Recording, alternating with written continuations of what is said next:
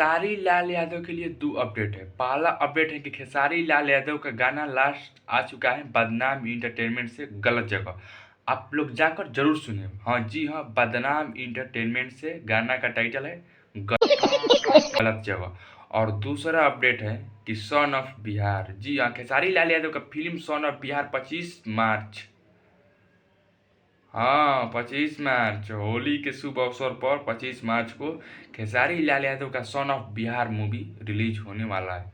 बताइए, 22 मार्च को रंग दे बसंती, बहुत ही बड़ा लेवल का फिल्म, बहुत ही बड़ा लेवल का फिल्म, खेसारी लाल यादव का बहुत ही बड़ा लेवल का फिल्म 22 मार्च को रिलीज होने वाला था। थोड़ा टाइटल के चलते फिल्म को रोक दिया गया।